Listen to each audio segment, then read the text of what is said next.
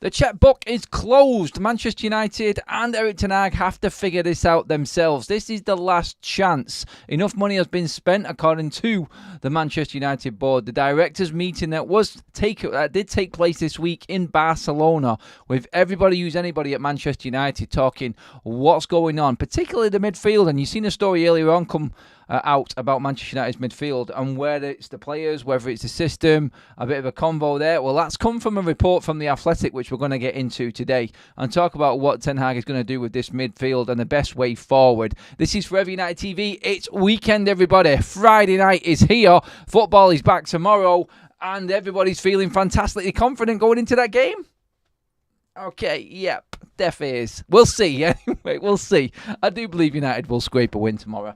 I do think we'll get the 3 points. I don't think it'll be pretty.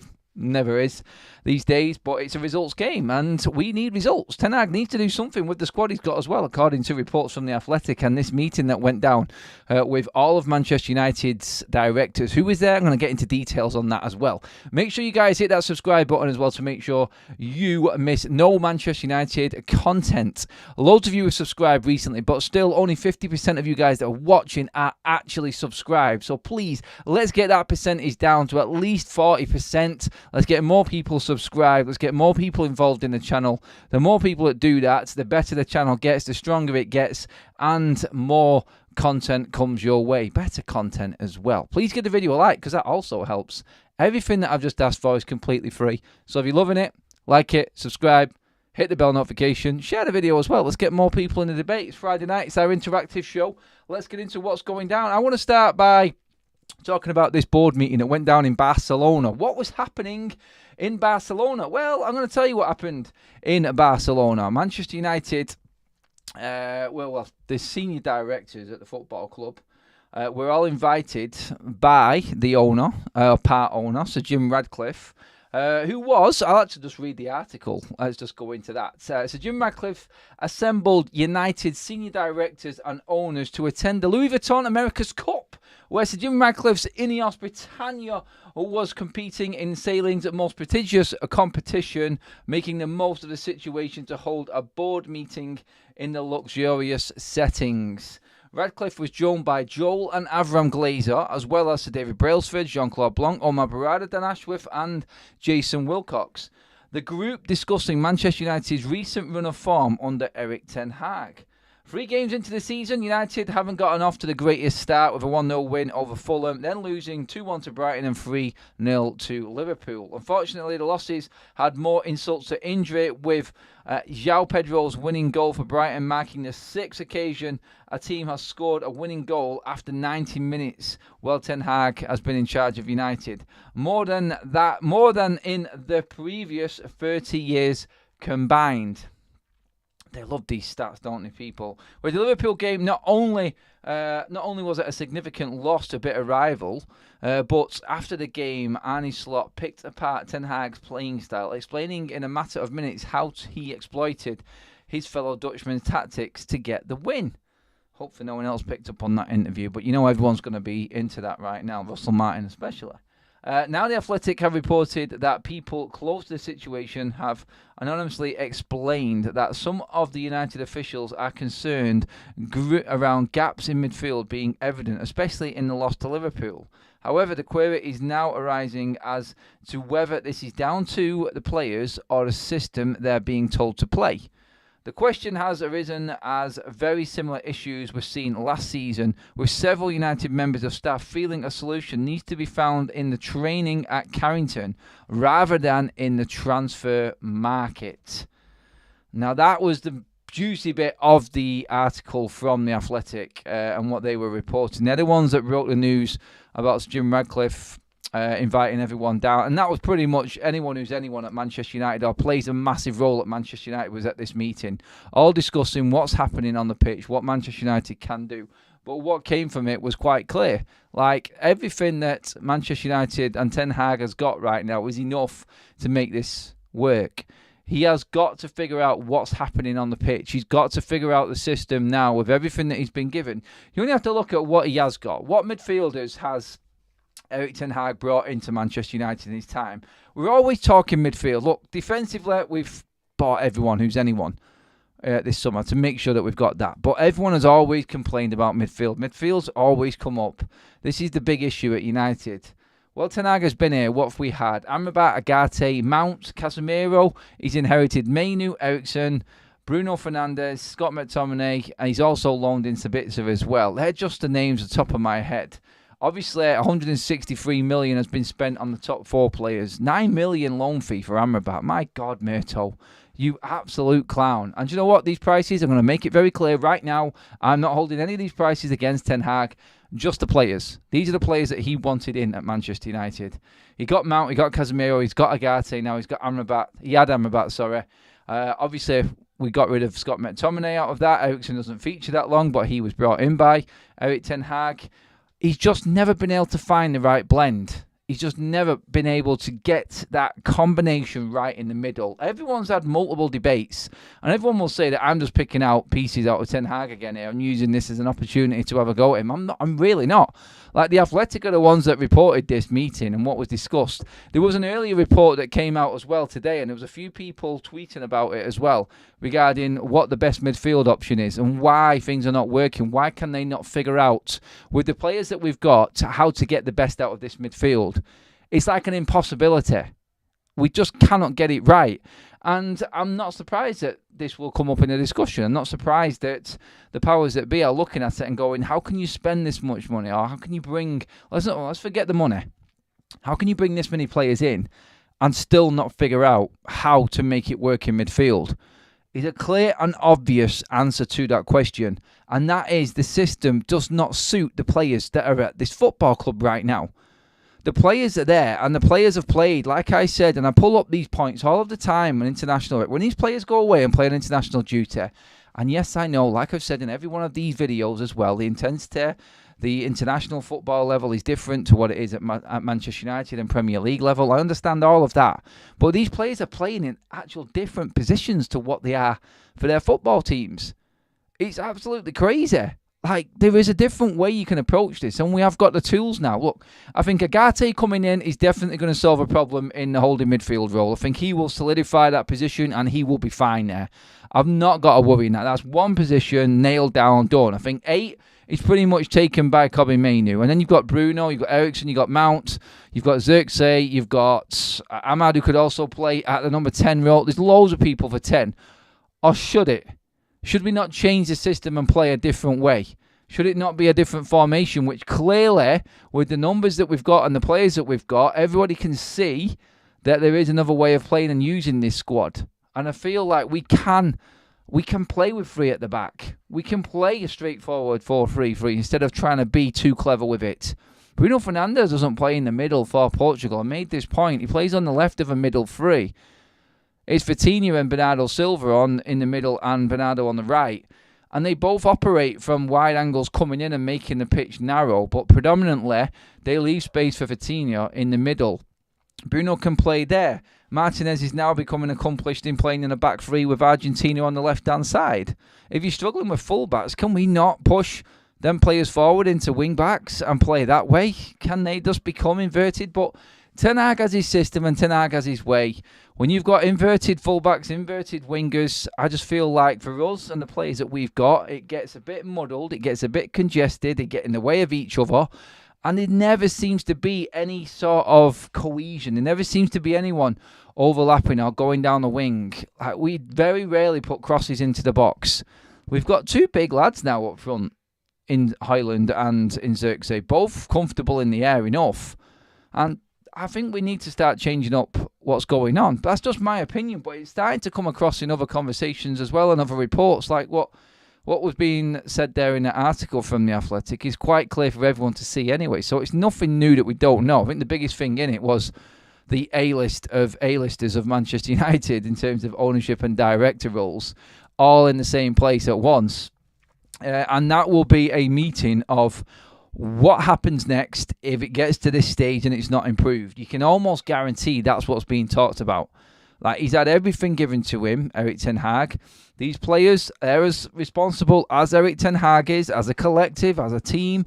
They need to come together and figure it out. Someone needs to actually stand up to Ten Hag and say, look, this is not working, boss. We are struggling in this formation. Sometimes the manager needs a little bit back from the players Instead of moaning and bitching about things and saying this isn't working, and I'm not having a go at the likes of Casemiro there because he's the obvious one to go at because of that report that Andy Mitten brought out about how he was feeling he was being played in a position where it sort of uncovered all of his flaws within his game last season, and it started again this season, and he's not confident in playing in this system. Like, tell the manager. Tell him that it's not working right. Like, we've got enough good players to make this midfield work. And like I said, honestly, I feel like Manuel Ugarte will solve a lot of problems in terms of Manchester United being weak in that middle and conceding so many shots on goal. Like, we've started the season off in a decent enough shape in terms of not being able or not being bypassed as easy or walk through. We've been a bit more solid in shape, and shape beats everything in football, especially when you're defending. And I think he will help there. He will add that steel in there. But at the end of the day, we've sorted out that problem. Well, not so much because we've still conceded bleeding 6 goals, haven't we? So 6 goals in 3 games. We're averaging 2 goals a game, near enough. It is 2 goals a game. And we're not scoring a lot of goals. Now, obviously, United's XG is right up there. We should be, I think we're in the top 5. But I look at it and I go, their chances that have come, probably, like we had about 3 when we were 3-0 down to Liverpool. So the stats build up, and the game was lost. Yes, I understand goals change games, and it could have gone a totally different way if one of them chances was taken by Manchester United. But are we really counting chances when Liverpool have taken the foot off the gas, when they're actually taking the piss out of us already 3-0 up at Old Trafford? And we've got a couple of crosses that Xerxes has missed, a chance for Ahmad that he has missed. Look, we're still conceding at the other end when we go forward. We're still susceptible to the break, and there's a long way to go. And this is, like I've said before, I am not convinced by Ten Hag. Everybody knows that, but I still think that Ineos will give him time. There'll be a mark in this season where Ineos go, sorry, that's enough. That is enough, and it's not yet. I think he will get through this next group of games. I think the next international break takes us into the back end of and early November. There may be that third international break when we're coming through the end of November, leading into December. That, I feel, is when Manchester United and Ineos are going to be tested. I think he'll get this calendar year, personally, at least, because that pretty much tells us where we are in Europe, the Carabao Cup, and whether we're completely out of it in the league. Because if United, when it comes to Christmas, are 10 points away from that top 4, you can forget it, because we haven't got 4 wins in a row in us unless we build up this brilliant momentum. But obviously, if we're 10 points behind the top 4 by that time, then we're obviously not getting any consistent form anyway, because we've fallen so far behind. But you've got to look at that and go, if that's where we're at, if that's where Manchester United are, and obviously, like I just said, all of Europe's finished, the Carabao Cup quarterfinals are done, and obviously, we'll know where we are in the league. I think that's the mark that Ineos will be looking at and going, we'll at least look to that sort of time of the season and then make a judgment. Hit the like button for Adam is a super chat from DJ JT. Thank you for that, buddy. I'm coming to the chat now. I am worried every match with Erik Ten Hag in charge based on what I've already seen. We have got a poll running, everybody. How are you feeling for tomorrow's game? Confident, worried, optimistic? I've got no idea. Some people just don't know. Until United walk out on the pitch and in the first 10 minutes is over, a lot of fans can't decide how we're actually going to play. Someone said it the other day. I was trying to think of a game last season when we actually looked like an actual team, like a unit. And it was that Wolves game, the 4-3 madness one, when Mainu scored late on to win 4-3. We played some fantastic football in that game, Manchester United, and it looked like we was all together. Rashford scored, Shaw was overlapping, Højlund gets the goal, Mainu scores in the last minute. It's fantastic, it's brilliant. That was the last time I think Manchester United actually played well, and it was for about 60 minutes in total, that game. We still had our Reds gone moments, don't get me wrong, but still, that I feel was the most sort of energetic, optimistic and excited I've been watching Manchester United. It was a brilliant game of football. Absolutely stunning game of football. And I thought United played well. That's the last time I can remember United having any sort of togetherness within a team performance. A complete-ish performance. And I just don't know when I'm going to see it again. Tomorrow? No, it's not going to happen tomorrow. I'll tell you exactly how the game's going to go tomorrow. I want to do more about the game Maybe a little later on in this show, but maybe in the morning, in the build-up show, in the warm-up show at 8 o'clock. So make sure you join us for that one as well, guys, tomorrow. We're creeping up to 200 likes already. Thank you, everybody. Nearly 800. Yeah, we're at 850 in the room right now. Let's see if we can get that up to 1,000 in the room on a Friday night. That would be epic. And get over that 300 live like mark as well, everyone. So please get liking, get your comments in. That was from Louise. So Jim Ratcliffe is equally to blame. He doesn't have a clue what he's doing. He knows petrochemicals, not football. But Ginge, has he not employed the best in class? The most successful people in business or in anything, or like you say, like a sporting franchise or anything like that. The people at the top, the ones that are successful, are the ones that delegate, the ones that actually put the right people in positions that are better. Look, so Jim Ratcliffe's got nothing to do apart from ticking that checkbook and getting the members like he has done this week together to have a meeting. He's got nothing. Like, you look at Barada, Ashworth, Jean-Claude Blanc, Brailsford, Wilcox, Vivel, all of these people are the ones that are running it, not Sir Jim Ratcliffe. He has got nothing to do with what's happening right now. He has just spent an absolute fortune. So he has got zero blame in all of this. I won't have anyone saying that Sir Jim Ratcliffe is just as much to blame in all of this. He's not. He's put people in position that he thinks will make the right call. And they are all experienced football people. You can take Omar Barada, so you can take Sir David Brailsford out of that. Obviously, he isn't that experienced apart from Nice. But Jean-Claude Blanc in what he did with PSG. Obviously, Barada, Barcelona, Manchester City, Vivel, Chelsea, RB Leipzig, all of the Red Bull group, actually, in fact. Wilcox at Manchester City, at Southampton, now Manchester United. Look, these are very experienced and well-respected people within the industry, and they know what they're talking about and what they're doing. And so Jim Ratcliffe has trusted in them, like he said, the best in class. And we cannot argue with everything that's been done so far. We cannot, and the people that are in place are the best that we can possibly get. I won't have anyone saying otherwise. I think it has been a brilliant job so far from Sir Jim Ratcliffe, but he has to follow through with everything now. Let's just see. Have a happy Friday 13th, y'all. Oh, it's Friday 13th today. That's a super chat from DJ JT again. Tom Porter in the chat with a super chat. Adam, what is your favourite cake? Stop this cake talk, everybody. For God's sake, you're all dead excited about cake. You should be talking about beer on a Friday night or just going out or something like that. You know I love food, and you're just winding me up like now. I'm loving them emojis, though, Tom. Especially the pancakes with the butter and the syrup on them. That's a nice one. Favourite cake for me, I like red velvet. I love a cheesecake and carrot cake. Oh, yes, please. Get me excited. Tom did give a membership earlier on as well. Sorry, I need to just find who actually took that membership. I do apologise. Oh, it's gone off my screen now. Sorry, Tom, but thanks for donating the membership. Adam, waffles and waffles or pancakes every single day. Right, football. Come on, get some football stuff talking. Carrot cake. Oof. You guys are mental, honestly. I love it. All right, as Jim Ratcliffe did say, he has done all he can to make a stronger force, but for some reason, he is now thinking twice about his decision on keeping Erik ten Hag. Look, he has to be prepared for the inevitable or the negative or the occasion or the time when it goes wrong. You have to have a plan in place for when things go a bit south.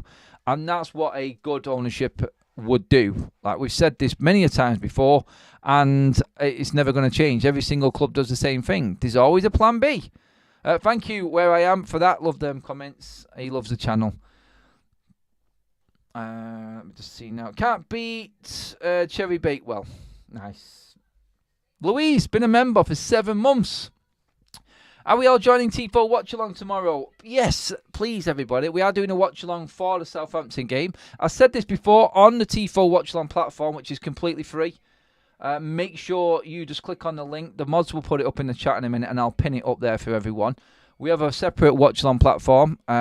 Link completely free to join. Just press the link and you're in. I'll pop that up in a minute. But yeah, we get people on to have their say as well, so you can actually be part of the watch along, guys. If you want to be part of it, that's pretty much like the audition phase as to what we're going to be doing in the future on YouTube, because we're bringing more people on to the channel as well. So if you want to be part of the channel, you want to have your say, you want to be one of the faces on Forever United TV, get onto the Tifo Watch Along. Click on that link when it comes up. I'm just going to pin it up in the top of the live chat now. Click on there. Come and join us for the game tomorrow. We're starting at 12 o'clock. And there's an option on there where you can come on and have your say. So do that and make sure you're ready to have your say. And we'll think about getting you onto FUTV as well. Balance is key. 6, 8, 10 is the easiest way to explain it. Each has core main qualities but have the ability to cover the other. One goes and the other covers, not one stand up front as a second striker, I think SS means. That's from Director of Football. Peter says, Adam, it's like Erik ten Hag has a plan but has no plan B. If things go wrong, but the players have got to keep their own chin up when things go wrong. Yeah, no, I totally get that as well. And you're dead right, Peter. Like, the players have to take responsibility when things are going wrong on the pitch as well. Look, Ten Hag cannot play the game for these players. If they feel like things are not going well, take responsibility. Do something a bit different. But like I said, go across. Tell the coaches, if it's Haak or if it's Van Nistelrooy, not even Ten Hag, go and tell someone that this isn't working. Open your mouths and tell. You just don't see enough of that, do you? I mean, it might happen, but from what we see, what I see on pitch side when I'm at the games, when you're watching on TV, you never really see much communication. It's all the managers telling them, and the players sometimes just sink into this safety bubble of like, well, he's telling me to do this, so I don't really need to do anything else. Like, it's his fault. And I think all of the Man United players have fallen into this trap. Like, you're playing the game. Like, Ten Hag can't kick the ball for you. Ten Hag can't leave 4 players at the back stick in the 96th minute when you're trying to defend your goal in injury time. He's not the man to actually cover that space. Everybody has these moments of meltdowns. I was talking to Flex after the Liverpool game, and he nailed it with what he says. It's the actual, like, the meltdown when adversity's there that the whole team has. So the reaction from not just 1 or 2, but the whole team when things start going wrong is scary as hell. You cannot understand why this happens with Manchester United. You cannot understand why everybody just melts when the going gets tough. And it does. It happens. It happened all last season. It happened against Liverpool as well. We held our own enough, I thought, at Brighton. Just stupid mistakes. And really unlucky in that game. That happens. Some will say that we were lucky against Fulham as well, and it works both ways. You can argue that. Football is one of them. Like, goals change games, and anything can happen at any minute. And goals do change games, especially with Manchester United. Adam, I will disagree with you on the fact that the players should take a lot of blame. Why is Ten Hag dropping players in form? In terms of players in form, we're looking at Ahmad possibly. Yeah, look, I'm not saying, look, you're not really disagreeing with me. I know you're not. I know what you're saying. I understand that Ten Hag takes a lot of the flack. And I've said it, like, I'm still not convinced. I think he is playing the wrong players. I think he is playing the wrong shape. But sometimes on the pitch, a player can do some different things to actually manipulate the game and make it go another way. The players do need to take responsibility for themselves as well on the pitch. And I'm not letting up on them players. Yes, Ten Hag can also take responsibility by bringing them players off or not playing them in the start because they haven't been good enough in the previous game. I totally get what you're saying. And that's from African Cat K. I totally get that comment. I really do. Anyone waiting for Onana to dive like he's falling out of bed this weekend? David says, I see and hear more excuses in his presser. He was chatting about Indra and in the next breath he said he was not making excuses. Sounds like he already is to me. He has got no excuses when it comes to injury, especially not this weekend. This weekend, he has got everything available to him. He's had an absolutely fantastic he's had a fantastic transfer window, and he's had a brilliant first international break. We've already covered all of that, so really all we need to see now is what happens on the pitch. Go out there, Beat Southampton, not too much to ask, is it? It's not, and we need to. Because if United go into that Crystal Palace game and we're still in the bottom half of the table and we don't get the result there, then we're heading to Old Trafford to play Spurs. We're still in the bottom half of the table after 5 games, and you start to worry a little bit because Spurs and Villa are very, very tough games. And if it goes wrong in Porto, which it can do for any club, because Porto are a tough nut to crack when it comes to playing in Portugal. Just ask Arsenal last season in the Champions League. Not easy at all. And we need to get some momentum. We need to build some form up. We really do. Trashford will 100% start and he will not be affected. He will have a 0 out of 10 performance as always, and he'll play the entire game as always. Erik ten Hag has no backbone. He's a coward from Ginge. Ooh. What else have we got there chat-wise? So I'm just getting through a few of them. It's time Jim reviews Erik ten Hag, and trust me, United aren't a team to beat on paper, or are a team to beat on paper, but are getting thumped on the pitch because other coaches know exactly what formation Erik ten Hag is going to play and counters it within minutes. Look, that was in that Athletic article talking about what Arne Slot said as well after that game, after the Liverpool game, and he was saying like how easy it was to beat Manchester United. How can a manager be in the Premier League 2 minutes and just completely dissect everything that Ten Hag has done before and what he has tried to do today in this season? He knows exactly what Man United are doing. These managers are finding it easy to beat Manchester United, and that's the worry for us. That is the worry for us. United need players that grab the bull by the horns. Them days are long gone. Simon Heron, who's been a member for 3 months, thank you for renewing, my friend. Adam, your channel, knowledge and hard work is next level. As an Irish United fan living in Liverpool, I love tuning in and listening every day. Oh, that's harsh living in Liverpool, isn't it, buddy? Sorry about that, mate, but thank you for them kind words, and thank you again for renewing that membership. Love that. We have a strong army of people. Gehan says, if we don't beat Spurs, Erik ten Hag is finished. Nice to see we are looking for a new keeper. As for Rashford, it's in his contract to play every game. Otherwise, why keep playing him? That's appalling if it is that game. I have always refused to even discuss that, but a lot of people keep on bringing it up. And it is, if he has got it in his contract to play, then you've got absolutely no one's got any chance whatsoever. Any chance. If Rashford is in that, if he's contracted to play, which a lot of people have said, I just refuse to believe it. I can't have my club actually being that way, but then I wouldn't be surprised if it was the case. And Rashford has got a contract where it says that he has to play. It would be appalling. It would be appalling. If I was Ineos, no, actually you can't because contracts are binding. I'd love to rip Rashford's contract up and rewrite it. So look, yeah, we can't do anything about your wages that was set in stone, but this playing like, if it is the case, then that's gone. I would. But, you know, you can't touch players these days, and you definitely can't touch them when you've got the powerhouses of football agents, that is, who are running the game completely. No, you can't. Manchester United, by the way, have announced their squad for the season, and Malacia is in it. And so is Kune. He's also in the squad, alongside some other Manchester United young players. We just passed 1,000 people in the room. Love that for a Friday night, everyone. Thank you so much. Well over 300 likes as well. Keep them likes coming in. Make sure you share the video, everyone. Get your comments in as well. It is your interactive show. If you've got anything to say to me, anything to pull me on, or anything you want to ask regarding what's going on with United, get into it. Talk about what happened at this meeting in Barcelona with the directors, looking at Ten Hag and saying, that's it, the checkbook's closed.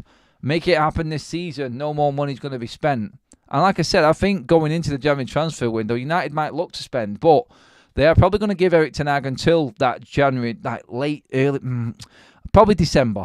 Because like I said, we'll know then, because the Europa League would have finished its group phase. Carabao Cup would be into the semi-final stage. And obviously United, knowing where they are in the league, I think big decisions then will start to be made. And if Ten Hag hasn't hit the mark, I think he will get his marching orders. Ineos will already have the next person lined up or know who they want anyway. And I do believe it will be Van Nistelrooy on an interim basis going into the end of the season. And we'll see. We'll see what happens from there. But what everybody wants to see is Ten Hag prove me wrong, prove everybody wrong, and make it happen on the pitch. Because all we want to do is see United playing decent football. And that's the only way Ten Hag keeps his job. So if United are winning, I actually say it now, if Ten Hag is still in a job, by the end of this season, we would have all enjoyed the football that was played. Because from what Ineos have said, and the style of football being the most important thing, and Ten Hag still being in a job at the end of this season, come May, like he said in his press conference before, that we would have all had a great season, enjoyed the football, because we can actually see what identity United have got. We can see what type of football we're playing. That's what would have happened. So hopefully that is the case. Anana is worse than Taibe. He is a massive problem, Adam. I agree completely. It's the video I made last night, was it, I think? Going on about Anana, but it's mainly about the right type of keeper coming in to work the Ten Hag style football, because I don't think Anana can do it. An early start on the South Coast is usually a recipe for disaster for United, even going back to the Fergie time. I'm trying to forget about all of that, Nick. I feel your fear, though. I know I hate early kickoffs in the Premier League. United are always shit at early kickoffs, aren't we? We really are. David says Rashford should be embarrassed of himself on that wage and not performing for a couple of seasons. All he cares about is PR. That's with the boxing training video on Instagram. Just perform on the pitch, says David. Hating King says, Adam, what's your thoughts on Xerxes? I think he is going to be a great for us. Look, jury's out. He's still raw. He's still adapting. We touched on it this morning. Capello talking about how he's playing his game like he's still in Italy. I can see elements of that because he has been caught a couple of times. The Premier League is 20 times faster than Serie A. We all know that. That's why we all love it. We like the fast-flowing, exciting cut and thrust of the Premier League. And Xerxes is struggling a bit at the moment. I think he is showing signs already, though, in moments in games where he's linking up is very good. He did it well for Holland when they played the other day as well. And I think he's getting big praise from the likes of Rafael van der Vaart, obviously from his manager Ronald Koeman as well. He's showing another side to his game, and Koeman playing him more as a number 9, out-and-out number 9, and then just dropping off a bit and linking up with play. I think he showed more, but yeah, Xerxes, I'm not too concerned about at the moment. He does concern me in how he moves, but obviously he can adapt to the Premier League and know how to use his attributes. But there is no one like him in Man United's squad. That's one thing Ten Hag got right in what he said. He said that he is definitely a completely different option to everything that we've got. He is. He's big, he's strong, he's very, very skillful. Can he adapt his game and speed that up a little bit to suit the Premier League? We will see.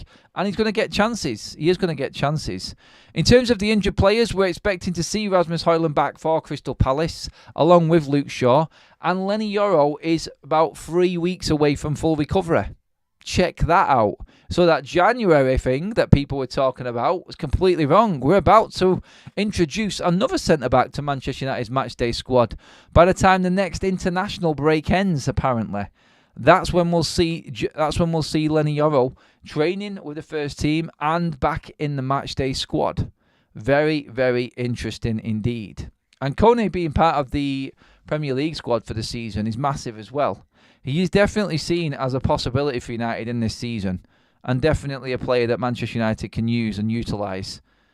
Kieran has got a membership gifted by Tom Porter again. Second one is gifted of the night. Thank you, Tom. You absolute legend. Absolute legend.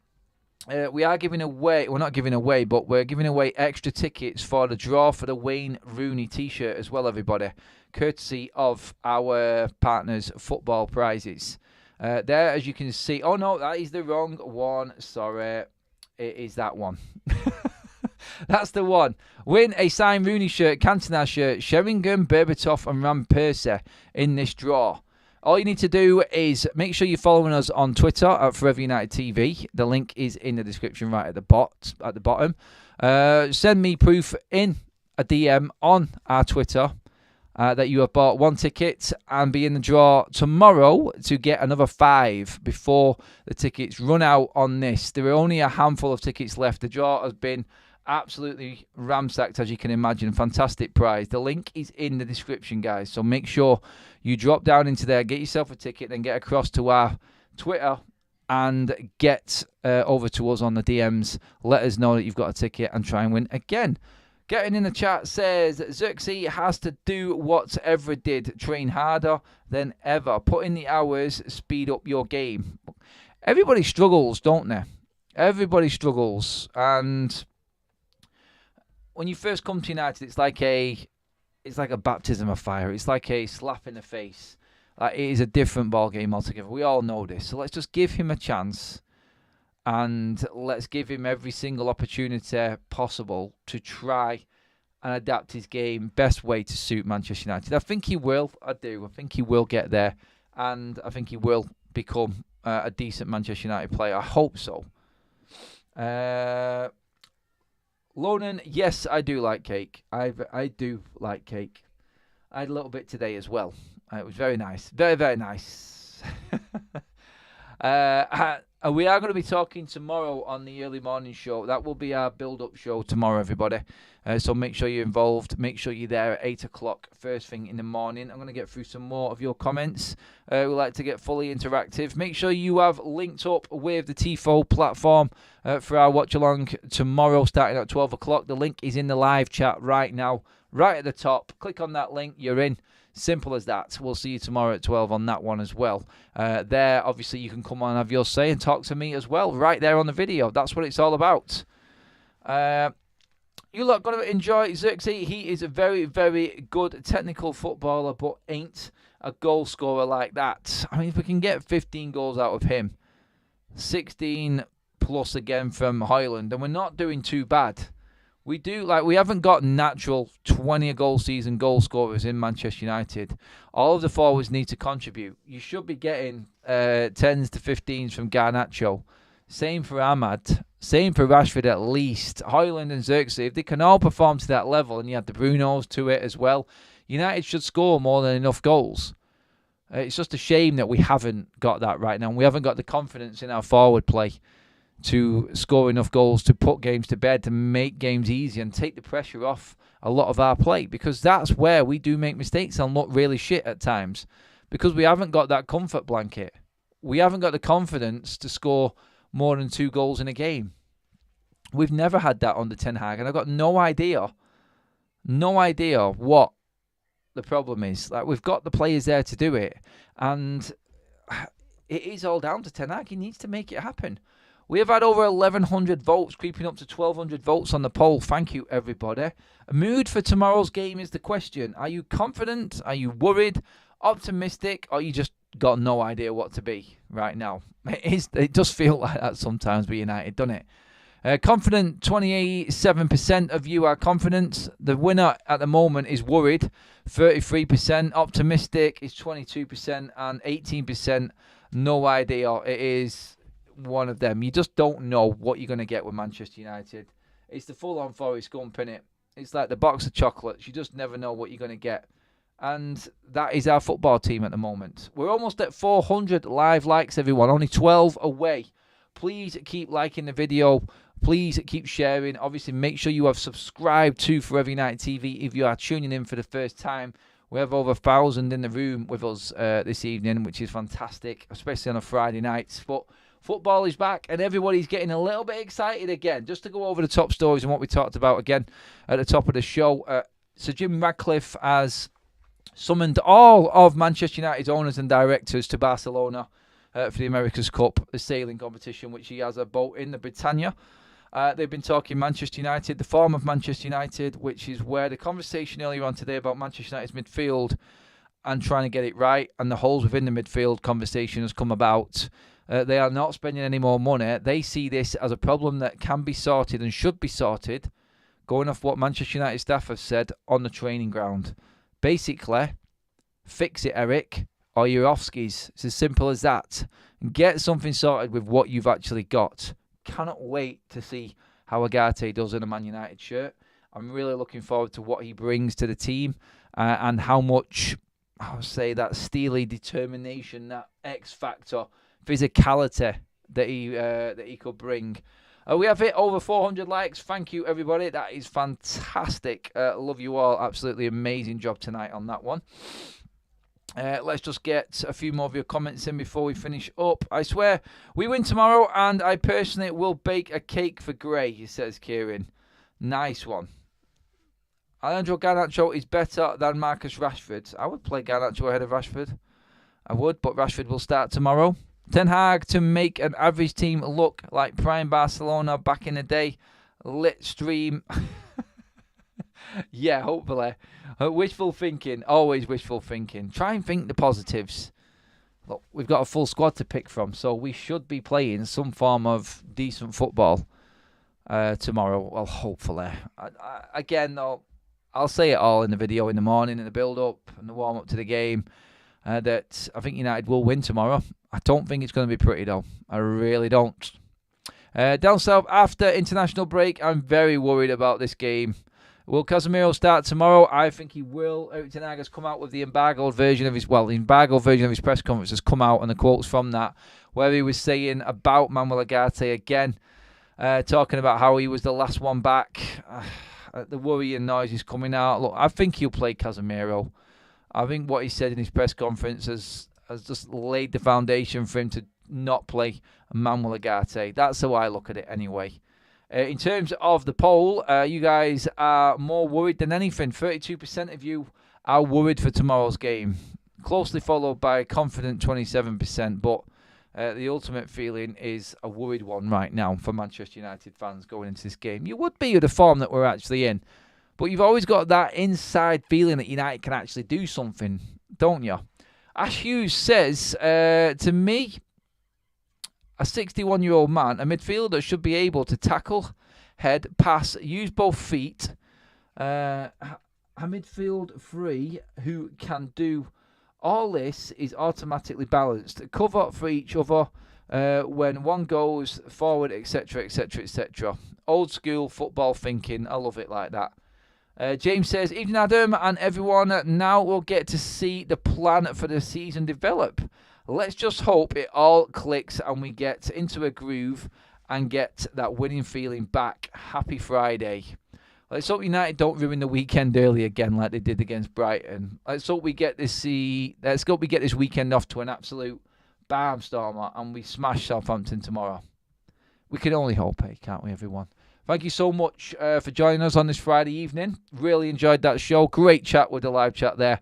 Brilliant comments coming in from everybody.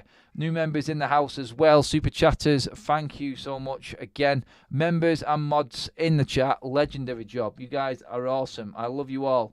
I'm going to leave you there and be back with you at 8 o'clock tomorrow in the warm-up before the game. And don't forget, watch along. The link is in the live chat now and the description. Get on it. Click on the link. You're in. TIFO. That's where we're doing the watch-alongs.